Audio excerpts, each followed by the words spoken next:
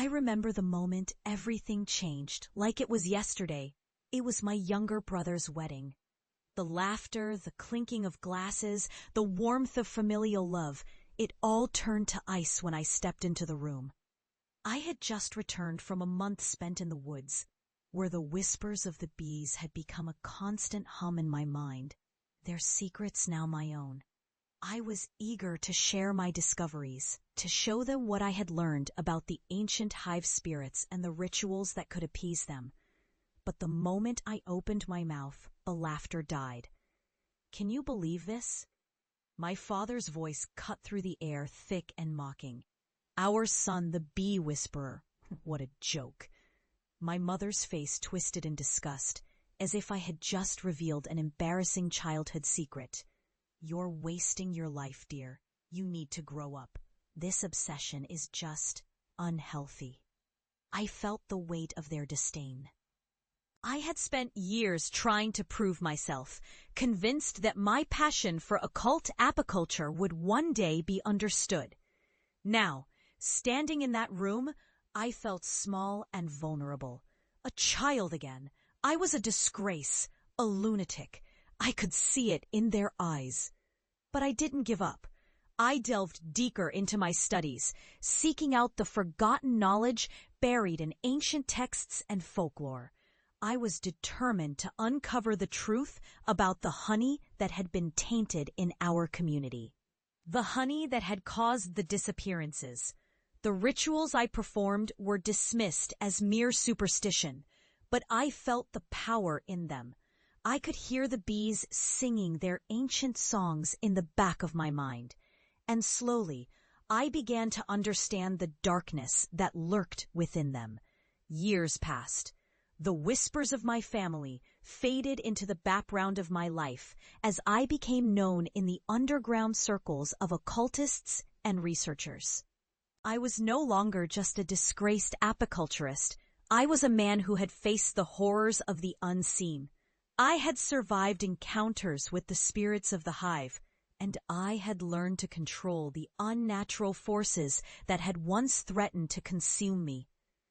My research gained traction, and I became a cautionary tale, a warning about the dangers of dismissing the unknown. And then, the time came for me to return home. I stood in front of our family's old farmhouse, the sun setting behind it, casting long shadows over the yard. My heart raced. I could feel the weight of the past pressing down on me, a reminder of the ridicule I had endured. But now, I was different.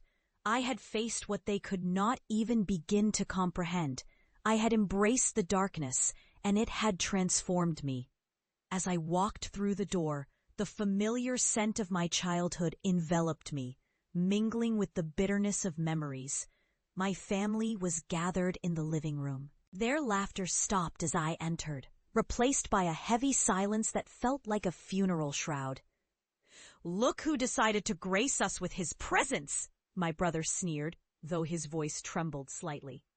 "The bee guru." "Enough," my father snapped, his brow furrowed. "You need to stop this nonsense. You're not welcome if you're going to talk about those ridiculous rituals again." But I wasn't here for their approval. I had come to show them what I had become. I reached into my satchel and pulled out a jar of honey, the color of molten gold, shimmering with an otherworldly light. "I want you to taste this," I said, my voice steady, almost melodic. They exchanged wary glances, but curiosity flickered in their eyes. I could feel the tension crackling in the air, a prelude to what was to come. "Go on, it's safe," I urged, holding the jar out to them. "It's not just honey. It's a connection to the hive spirits.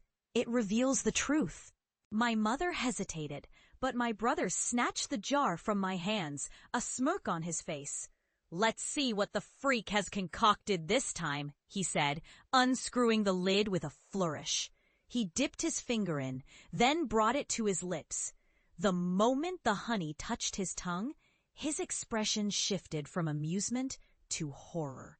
His eyes widened, and he stumbled back, gasping. "What is this?" he croaked, choking on the sweetness that had turned sickly. What did you put in this? Nothing, I replied, my voice almost a whisper. It's the truth you've denied. In an instant, the atmosphere shifted. The walls of the room seemed to tremble, shadows stretching and writhing as if alive. The air grew thick, suffocating, and I could hear the distant hum of bees, a low, ominous drone echoing through the space. My family's faces morphed from disgust to terror as they began to see what I had seen in the depths of my research. The walls rippled, and figures began to emerge from the shadows. Specters, once lost, now drawn to the light of the honey. They were the lost souls of those who had disappeared, their forms twisted and grotesque, a reminder of the darkness that had plagued our community. Please, my mother cried, clutching at her chest, her face pale as she backed away. Make it stop. But I couldn't. I had become a vessel for the truth, and now it was unleashed. The spirits swirled around us, their whispers echoing in my mind, and I felt their pain, their betrayal. This was the price of disbelief, the cost of mocking what they could not understand. As the horror unfolded, I stood firm, my heart pounding with a mixture of dread and vindication.